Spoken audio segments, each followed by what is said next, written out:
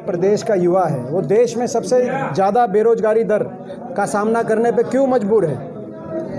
मुख्यमंत्री जी से मैं जवाब मांगता हूँ। आज भारत सरकार और नीति आयोग मोदी सरकार क्यों कह रही है कि हरियाणा में सबसे ज़्यादा बेरोजगारी है? मुख्यमंत्री जी जवाब दें इस बात का।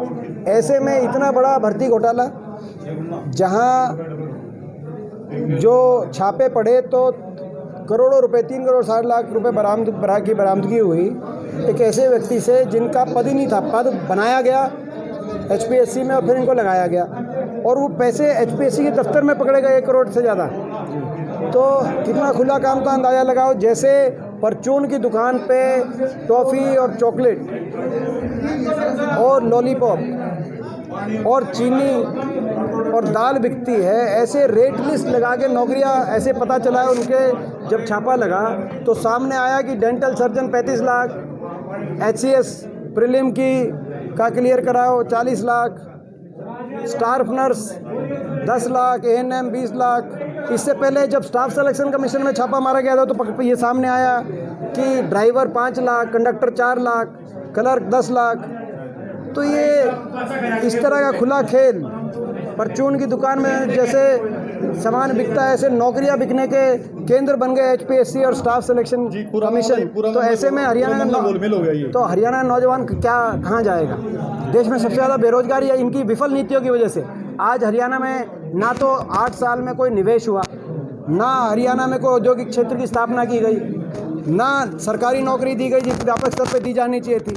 आज हरियाणा का युवा जाए तो कहाँ जाए? सवाल पूछे तो किससे सवाल पूछे? और मुख्यमंत्री सवाल पूछो तो कह रहे हैं कि भाई हम कोई इंक्वायरी नहीं कराएंगे। ये तो बात साफ है। इंक्वायरी तक कराने के लिए भी, यानी कि तार ऊंचे पदों पे बैठे हुए सरकार में ऊंचे पदों पे बैठे हुए लोगों तक तार जुड़े हुए हैं, तभी ये सरकार इंक्वायरी से भाग रही है। हमारी मांग है कि सीबीआई इंक्वायरी हो, हाई कोर्ट के सिटिंग जज की निगरानी में सीबीआई इंक्वायरी हो। विजिलेंस इंक्वायरी का क्या मतलब है? सबके साथ आपने एक बात कही रात के अंधेरे। लोकसभा चुनाव बीते बहुत समय हो गया। लोगों को उसमें लोकसभा चुनाव में क्या हुआ, क्या घटित हुआ, उसके चुनाव के बाद विधानसभा चुनाव आया। लोगों ने उस चुनाव में जिस प्रकार का सरकारी तंत्र का दुरुपयोग भाजपा ने किया था, उसका जवाब दिया। 9 विधानसभा सीट में भाजपा की 1 आई रोहतक लोकसभा क्षेत्र में, और भाजपा को साफ करने का काम वहाँ से किया गया। तो ये, मगर कहीं ना कहीं मैं समझता हूँ कि भाजपा की नीति देश में या प्रदेश में जो विपक्ष में मजबूत आवाज़ है, उस आवाज़ को कैसे निशाने पे लिया जाए, कैसे उस आवाज़ को कुचलने का प्रयास किया जाए, इस प्रकार की नीति पे लोग चलते हैं। पेटवाड़ गांव में आज चाय का प्रोग्राम था, और इतना बड़ा प्रोग्राम था आपकी लोकप्रियता को देखते हुए कि यहाँ पे बहुत ज़्यादा मात्रा में भीड़ आई है। तो इसको मैं सभी का धन्यवाद करता हूँ, और जो जसी हैं उनको मैं शुभकामनाएँ देता हूँ, क्योंकि आज जो है असल ये प्रोग्राम भी कल होना था, क्योंकि कल राखी गढ़ी में प्रोग्राम है मेन। उसके रास्ते में पेटवाड़ में चाय का इन्होंने कार्यक्रम मुझसे मांगा था। फिर उसके बाद जब जुलाना का इनका कार्यक्रम इनको पता चला तो इनको कहा कि भाई वो कल वहाँ पे प्रोग्राम है, हल्के में 2 जगह हो जाएंगे, आज आप जो है आज ही कर दीजिए। तो 1-2 दिन पहले इनको बताया कि भाई हमने 1 दिन पहले यहीं आज ही कर लेते हैं। तो कहते हैं ऐसे कार्यक्रम में इतने लोग जो आए हैं और जिस भावना से आए हैं, क्योंकि आपने देखा होगा मैंने एक ही सवाल पूछा कि भाई अपने पैराई की पहचान हुई कि नहीं हुई, और लोगों ने कहा कि एक स्वर में कहा कि अपने पैराई की पहचान हुई है। तो आज फोकस है, पूरे हरियाणा में फोकस है। हिसार पे मेन फोकस है, नारनौंद पे मेन फोकस है, पूरे हरियाणा पे फोकस है। 2 दिन नारनौंद में देखिए, ये देखो, मैं समझता हूँ कि नारनौंद क्षेत्र से मेरा विशेष लगाव रहा है। मेरी ड्यूटी नारनौंद में 2012 में लगी थी, 13 में जब उपचुनाव था, आपको याद होगा। जब उपचुनाव कांग्रेस पार्टी से उस टाइम जयप्रकाश जी उम्मीदवार थे, लेकिन उपचुनाव था, उस समय मेरी फर्स्ट टाइम ड्यूटी लगी थी। तो मेरे को जब तब से लेके आज तक, आप तो देख रहे हैं, आप तो 10 साल से, आप तो एक तरीके से, आप लोग तो मेरे जैसे वो सहपाठी हैं, उस तरह के हैं। तो देखिए, कभी फोकस में हमारे 10 साल में कभी आपको कमी दिखी नहीं होगी, क्योंकि अपनापन है, इलाके में अपनापन है। अब मुझे विश्वास है कि जो अपनापन झलक रहा है, ये अपनापन अगले आने वाले समय में यहाँ से जो राजनीतिक नतीजे आएंगे नारनौंद के, विधानसभा में उसमें कुमार गौतम ने सिर्फ और सिर्फ उपेंद्र सिंह हुड्डा की उन्होंने जो बात कही, मैं उनकी बात का समर्थन करता हूँ, क्योंकि वो जो नीति लेके आए थे हुड्डा साहब, उस नीति में सब में संतुलन साध के सामाजिक ताने बाने को देखते हुए सबका ख्याल रखा गया था, जिसमें जो economic weaker section, general caste के भी जो हैं, स्पेशल बैकवर्ड क्लासेस में भी जो सारी जो कम्युनिटीज़ हैं, सबको जिस प्रकार से अधिकार मिला था, वो जो व्यवस्था थी, तो उसकी जो उन्होंने तारीफ़ करी, वो मैं समझता हूँ वो एक समझदार सुलझे हुए व्यक्ति हैं। उन्होंने सारी चीज़ स्टडी करके कि उसका किसको लाभ और सारे समाज, छत्तीस बिरादरी को किस प्रकार से उसका लाभ मिला होगा, वो सारी बात गहराई से समझ के उन्होंने एक बात बोली। ठीक है जी, धन्यवाद। और बताओ भाई, अपने पराई की पहचान कर ली कि नहीं कर ली? भाई एक मैंने बात बताओ, जितना हुड्डा साहब या जितना दीपेंद्र आपको अपना मानता है, ईद के ने आप भी उतना ही अपना मानोगे कि नहीं मानोगे? ये जो कह रहे भाई साहब, हमने तो माना, ये जो कह रहे थे कि भाई पेटवाड़ में आई भर्ती में, आपने, ये कोई आज का रिश्ता नहीं, पेटवाड़ कोई हमारा अपना गांव है जहाँ तक ये है। और आप कह रहे थे कि भाई ये इलाका समय था ना, तो यही इलाका वो था जब चौधरी रणबीर सिंह जी ने पहला लोकसभा का चुनाव लड़ा था 52 में और 57 में 2 बार। तब ये परिसीमन में, ये पूरा नारनौंद हल्का, तब ये परिसीमन में रोहतक का पार्ट था उसमें, और दोनों हल्कों में सबसे ज्यादा, कलोई से भी ज्यादा यहाँ से लीड आई थी जब 52 और 57। तो सब समय की बात होती है। फिर समय जो है देश के अंदर जो है दूसरी परिस्थितियां बनी, प्रदेश के अंदर दूसरी, पर समय की बात होती है। लेकिन इस बार आपको और हमको मिलकर लड़ाई लड़नी है, क्योंकि एक लड़ाई दिल्ली की तो जीत ली, दूसरी लड़ाई चंडीगढ़ की भी जीतनी जरूरी है कि नहीं जरूरी है, ताकि हम अगली पीढ़ी को ठीक जवाब देके जाएं। जो मैं कह रहा हूँ ना कि भाई जब दिल्ली में जाते हैं, ये मैं जब दिल्ली में जाता हूँ एकला ही नंबर नहीं बढ़ा, बाकी दिल्ली में भी नंबर बढ़ा दो। देखो दिल्ली में मैं तो आज भी हूँ, मैं तो बहुत लोगों ने आशीर्वाद दिया 15 साल लोकसभा में, इस बार राज्यसभा में, लोकसभा में इन्होंने सबने मेरे को निशाने पे रखा। खुद आपने देखा प्रधानमंत्री जी खुद 3 बार आए, नॉमिनेशन भी कराने आए, आखिरी दिन भी आए, और बीजेपी ने सारा सरकारी तंत्र, शाम दाम दंड भेद जो प्रयोग किया, और उसके बाद जब गिनती चली, देश के सारे रिजल्ट दोपहर को आ गए थे, लेकिन रात को 4 बजे, रात के अंधेरे में और फौज के पहरे में रोहतक में नतीजा कैसे आया, या तो मेरी आत्मा जानती है, इनकी आत्मा जानती है। लेकिन कोई बात नहीं, लड़ाई लड़ी तो कोई अफसोस नहीं है, लड़ाई लड़ेंगे तो भाई। लेकिन भाई आप लोगों ने फिर इतना आशीर्वाद दिया, इतने हमारे विधायक आए, किस राज्यसभा में लोगों ने, विधायकों ने भेजने का काम किया। मैं तो आज भी दिल्ली में हूँ, मगर मैं ये बात और आपसे कहना चाहता हूँ, नजर दोनों जगह रखो। देखो चंडीगढ़ में तो आपको लड़ाई तो जीतनी है, मगर दिल्ली में भी, क्योंकि मैंने महसूस करी ये बात, जब एक किसान आंदोलन चल रहा था, किसान और मजदूर की लड़ाई चल रही थी, तो पंजाब के सारे एमपी एक हो जाते थे, किसी भी पार्टी के हों। वैसे वो पार्टियां एक नहीं हो सकती, चाहे वो कांग्रेस हो, अकाली दल हो, आम आदमी पार्टी हो, लगभग सारे, एक आधे को छोड़ के, जो इनके बीजेपी के 1-2 एमपी जीते हुए हैं पंजाब में, उसको छोड़ के सारे एमपी एक हो जाया करते, पंजाब की विधानसभा में एक हो जाते। किसान पे क्योंकि जब किसान पे चोट लगी थी, तो उसके दर्द को बताने के लिए सारे पंजाब के एमपी अलग अलग पार्टी के, लेकिन हरियाणा में मैं एकला पड़ जाता था। तो मैंने एक बात कही कि भाई आने वाले समय में संकल्प ये भी हमें लेना है कि भाई हरियाणा में भी परिवर्तन हो और दिल्ली में भी परिवर्तन हो। जाए तो यहाँ से ऐसे नुमाइंदे जाएं कि अगर मजदूर को, गरीब को, किसान को अगर कोई चोट मारता है, तो कम से कम दिल्ली के अंदर उसकी पैरवी करने के लिए खड़े हो जाएं। ऐसे लोगों को यहाँ से आपको आने वाले समय भेजने का संकल्प लेना जानी होती है। आपका नाम हम रिकॉर्ड में रखेंगे अगर आप ऐसी गलती आप करेंगे। सरकार ने जो करना चाहिए, हमारे सांसद हैं, रोहतक से सांसद हैं, वो कैसे जीते हैं वो आप मुझे आप जानते हो। तो मगर वो सांसद है, उन्हें क्या बयान आया कि भाई क्या बोला उनने कि भाई आंख निकाल लेंगे, ये क्या था?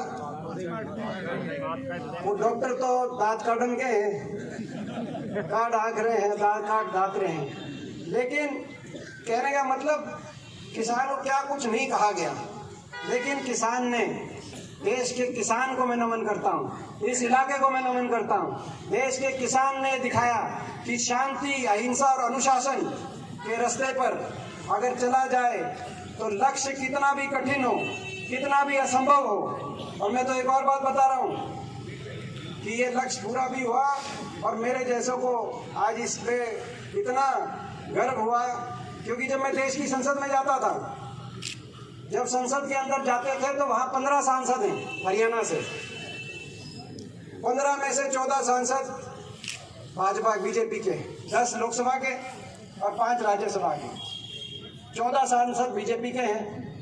एक विपक्ष में अकेले मेरा नंबर आ रहा है। पिछली बार विपक्ष में 2-3 थे, अब वो एक यहाँ से हिसार से ही थे पिछली बार विपक्ष में, बाकी भी पिछली बार बीजेपी के थे, वो भी उनके साथ मिल गए। तो विपक्ष में हमने पिछली बार भी लड़ाई लड़ी, इस बार भी लड़ रहे हैं विपक्ष में, वहाँ लड़ाई 14 बीजेपी के।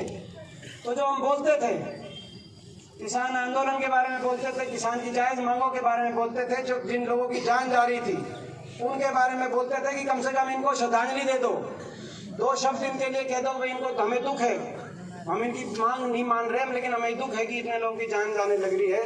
तो दूसरी तरफ से क्या क्या कहा जाता होगा, कैसे ताने कैसे जाते होंगे, वो आपका बच्चा हूँ, आपके बीच में नहीं कहूँगा तो कहाँ कहूँगा, वो मेरी आत्मा ही जानती है। मेरी आत्मा रोती थी कि भाई ये देखो 10 किलोमीटर दूर टिकरी बॉर्डर पे, झज्जर में सोनीपत सिंगू बॉर्डर में बैठे हैं, और 10 किलोमीटर दूर यहाँ पे पार्लियामेंट संसद चल रही है, और जब मैं जब बात करता हूँ तो सारे के सारे जब वो मीडिया के माध्यम से ये भाषा बोल सकते हैं कि लड़ ठालो, तो अंदर सारे मिलके, क्योंकि बहुत बड़ा बहुमत है, तो वो क्या क्या कहते होंगे, क्या क्या सुना एक साल में, लेकिन एक बात का जवाब दिया। लेकिन मैं इस इलाके को नमन करता हूँ, बड़े बुजुर्गों को नमन करता हूँ, आप डटे रहे, आपकी जीत हुई, प्रधानमंत्री जी भी झुके, और आज जब उसी देश की संसद में मैं जाता हूँ तो सारे कहते दीपेंद्र कभी ठीक था, तू ठीक था, हम करो।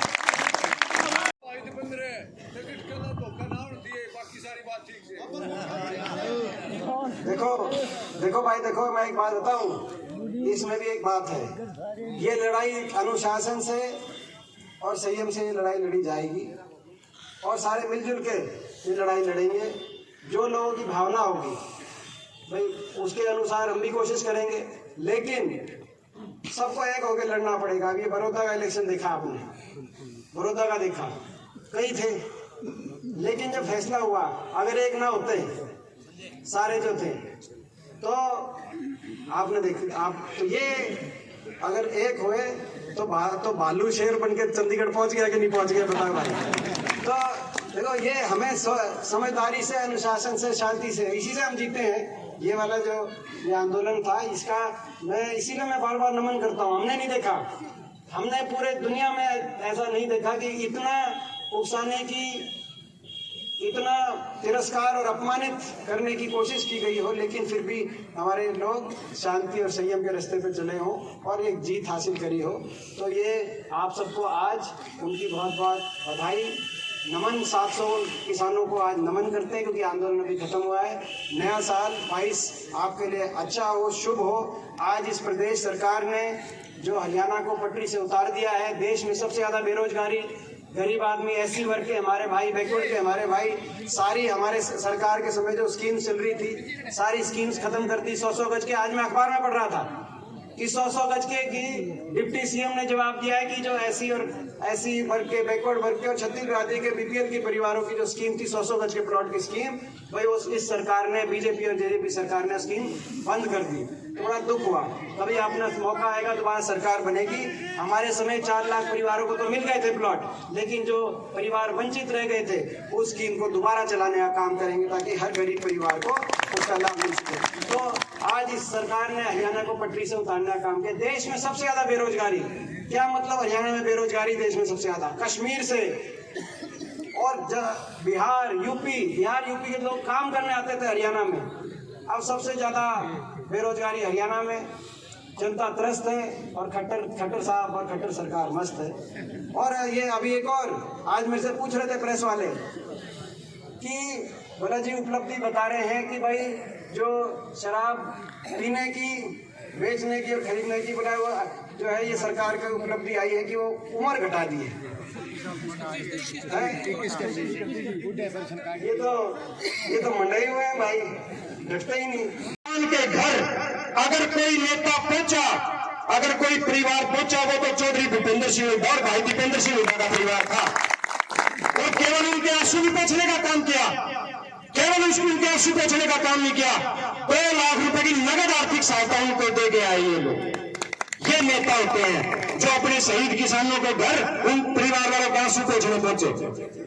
दूसरी बात साथियों, इस 1 साल के आंदोलन में 714 किसानों की शहादत के बाद अगर कोई किसान नेताओं को छोड़ दो, किसान नेताओं के बाद ये जो बड़े बड़े राजनीतिक घराने हैं, अगर कोई आदमी 3 किसानों के लिए जेल गया तो केवल एक नेता था, चौधरी दीपेंद्र सिंह हुड्डा, जो लखीमपुर में 4 दिन जेल में रह के आए भाई। ये बात मैं सारे साथियों को इसलिए बता रहा हूं, आप सारी बातों को जानते हो क्योंकि आज सोशल मीडिया का जमाना है, लेकिन साथियों ये बहुत बड़ी सच्चाई है जिसे हमें समझना पड़ेगा कि कौन हमारा सच्चा हितैषी है, कौन हमारा सच्चा साथी है। साथियों, उन किसानों के लिए अगर किसी की आंख में आंसू आए तो वो केवल और केवल चौधरी भूपेंद्र सिंह हुड्डा थे। अगर उनके लिए किसी का दिल रोया, किसी के दिल में दर्द हुआ तो वो दिल केवल और केवल चौधरी दीपेंद्र सिंह हुड्डा का दिल था साथियों। और एक बात और साझा करना चाहता हूं साथियों, जब ये बुखार का, कोरोना का दौर वाले पीछे जो अप्रैल में जो दौर आया, हमारे अपने हल्के में भी बहुत सारी उस बीमारी से लड़ाइयां लड़नी पड़ी। एमपी साहब, खुद मेरे गांव से 80-85 लोग उस टाइम भगवान को प्यारे हो गए। सिसाई जैसे गांव, बास जैसे गांव, 200-200 लोगों को अपनी जान से उस बीमारी के टाइम हाथ धोना पड़ा। एक बात आपको बताता हूं साथियों, दीपेंद्र हुड्डा जी ने टास्क फोर्स का गठन कर रखा था, जिन्हें वाइज एक टीम गठित कर रखी थी कि भाई किसी भी जरूरतमंद को मदद की जरूरत हो। आपका भाई भी उस टीम का एक छोटा सा हिस्सा था। एमपी साहब का 1:30 बजे फोन आया मेरे पास रात को, मैंने फोन उठाया, हाँ जी एमपी साहब, क्योंकि ये लेट पहुंचते हैं घर, हाँ इनके लिए तो रूटीन है, लेकिन एक किसी नेता के लिए एक 1:30 बजे फोन करना, और किस बात के लिए 1:30 बजे मेरे को एमपी साहब ने फोन करके कहा भाई जैसी सेक्टर 14 में एक पेशेंट है, उसका ऑक्सीजन लेवल डाउन है, वो बीमार है, उसकी जाके सुबह 6 बजे से पहले उसको कोई मदद दे, उसको दवाई पानी दे। वो 2 मियां बीबी, मेरा एक रिश्तेदार है डॉक्टर नीश चंद, जो सिविल के इंचार्ज है, डॉक्टरों की टीम भी आई हुई है। मैंने सुबह 6 बजे अनीश को वहां भेजा, अनीश डॉक्टर उनको दवाई पानी दे के वापिस आ गई। मैंने पूछा भाई कौन था, मैंने जी आप कईयों को दीपेंद्र हुड्डा का रात में 1:30 बजे फोन आया है, चलो दीपेंद्र हुड्डा जी के रिश्तेदार होंगे, अर्चा को खास आदमी होगा, ये तो बिना एमपी के निकले, उसके वोटर भी नहीं मिले।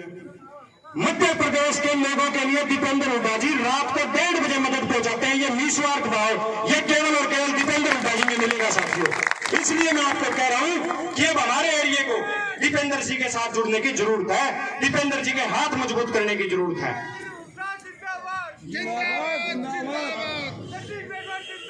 आज तो भाई साहब के नारे लावांगे आप सारे, इन हाथी का पेड़ में सारे।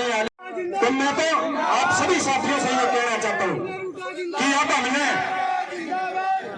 अब हमने दीपेंद्र जी के हाथ मजबूत करने की जरूरत है। अगर दीपेंद्र हुड्डा जी जैसा मजबूत नेतृत्व इस हरियाणा प्रदेश का नेतृत्व करेगा तो मैं आपको एक बात का विश्वास दिलाता हूं, ये हरियाणा उसी तरीके से तरक्की और उन्नति करेगा। और हमारा पेटवाड़ गांव आज सारा गांव उठ के रहा एमपी साहब, मैं तो उस टाइम एमपी साहब के साथ भी नहीं था, लेकिन सच्चाई तो सच्चाई होती है, उसको किसी रोशनी की जरूरत नहीं होती। साथियों, एमपी साहब आपकी 10 साल सरकार थी, हमारे आई भर्ती में 20-20 नौकरी लग गया कर दी, गरीब को बालक हमारा टोया नहीं पंदा को नौकरी भी लग गया। बात सच्ची होगी भाई। जब हुड्डा साहब के राज था दीपेंद्र जी का आशीर्वाद और हुड्डा साहब के आशीर्वाद से आई भर्ती में पेटवाड़ का नाम हुआ करता था हरियाणा में 20, 22 इक्वल बेला 27 लाइनमैन लग गए, 26 कंडक्टर लग गए, लग गया करते। और ये कट्टर और एक जो हमारे बोट लूट के ले गया, साची आत्मा तो बता दो भाई, एक दिन भी नाम नहीं लाया के दुष्यंत चौटाला बोट ले गया तारे, एक दिन भी नाम नहीं लाया के मेरा दूसरा देवीलाल है बता के हरीशा काम कर गया। चलो ये तो एक अलग बात है कि आप लोगों ने उसको साल भर को क्वारंटाइन कर दिया, चंडीगढ़ में लगने को दिया, लेकिन पिछले 1 साल भी नहीं आया भाई। साथियों,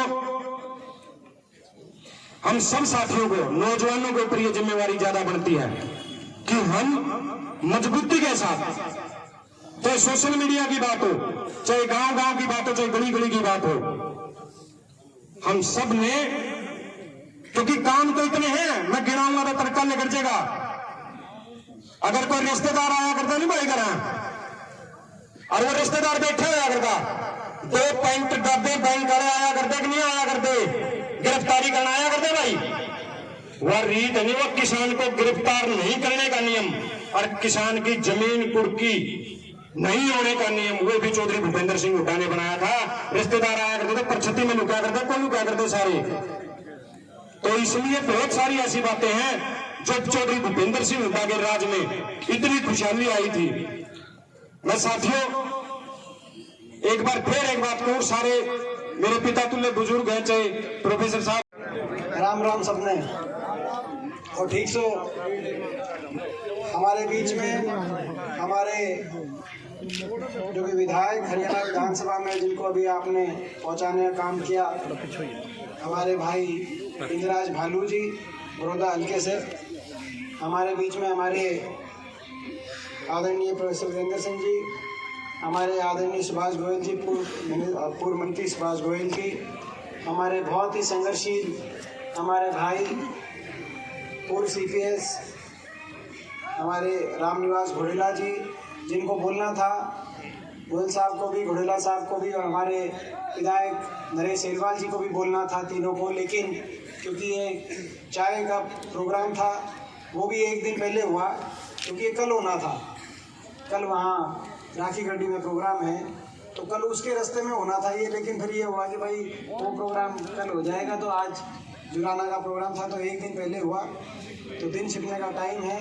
तो सब ने अपनी बात यहाँ पे रखते हैं, कोई कार्यकर्ता मीटिंग या इस तरह का प्रोग्राम था, चाय का प्रोग्राम था, तो उन सब की मैं तीनों का बहुत धन्यवाद करता हूँ। तीनों को बोलना था, सुमन जी को भी बोलना था, हमारे चेयरमैन साहब को भी, बहुत से हमारे साथी उनको बोलना था।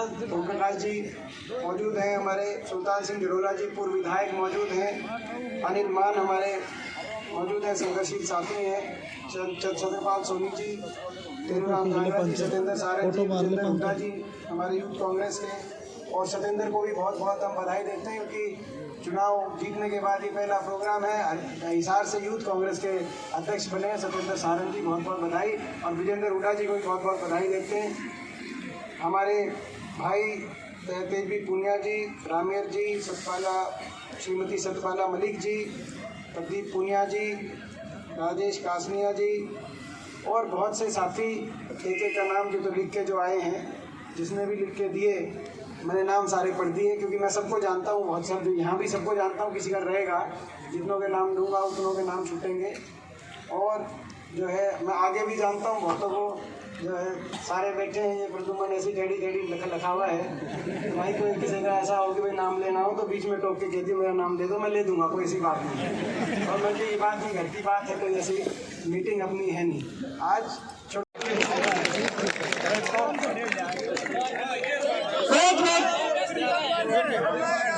धन्यवाद। अब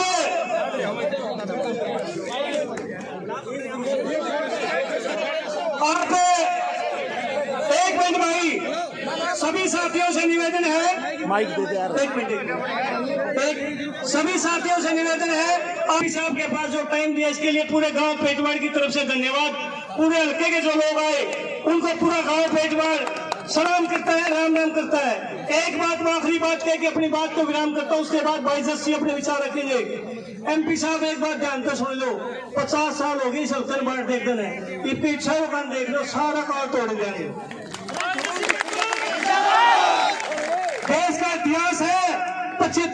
में कानून उल्टे करवाए हैं।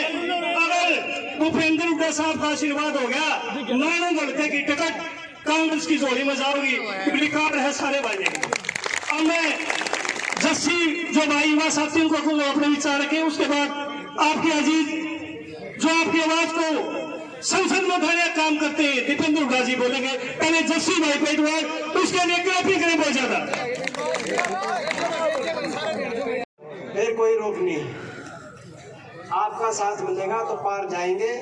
चंडीगढ़ जीते हैं, दिल्ली जीते हैं और चंडीगढ़ में भी आने वाले समय बदलाव लेके आएंगे। एक बार फिर मैं अपने भाई जस्सी को और पूरी टीम को आपको बहुत बहुत बधाई देता हूँ, बहुत बहुत शुभकामनाएं देता हूँ। आप मेहनत कर रहे हैं, मेहनत से ही रास्ता निकलता है और मेहनत से ही लोगों के अंदर साख बनती है। हमने भी जब शुरू किया था तो भाई हम भी बहुत छोटी उम्र में मैंने शुरू किया था, जो मैं पहली बार मेरे को मौका मिला था। जैसे दिन देखा ना रात देखे नहीं, ये सारे जो खड़े हैं ये बताएंगे। ये भाई आप 365 के 365 दिन रात को कभी 1 बजे कभी 2 बजे घर वाले भी कति न्यू कहने हो रहे थे कि तुम्हें काटेंगे, तो नहीं टिकता। लेकिन मेहनत करनी पड़ती, मेहनत के रास्ते पे चलो, ईमानदारी के रास्ते पे चलो और नरमाई के रास्ते पे चलो और शराफत के रास्ते पे चलो। रास्ता नरमाई में और शराफत में लोग कहते हैं इसका नुकसान भी बहुत है, नुकसान नरमाई का, शराफत का नुकसान भी बहुत है, लेकिन रास्ते भी नरमाई और शराफत के रास्ते पे ही जो है उसकी ताकत भी बहुत है। तो आप इस रास्ते पे आगे चलो। आपके साथ बहुत बहुत शुभकामनाएं। आप सबका बहुत बहुत धन्यवाद। जय हिंद और जय राम जी। ये देखो मगर मैं आप सबसे एक बात पूछना चाहता हूँ।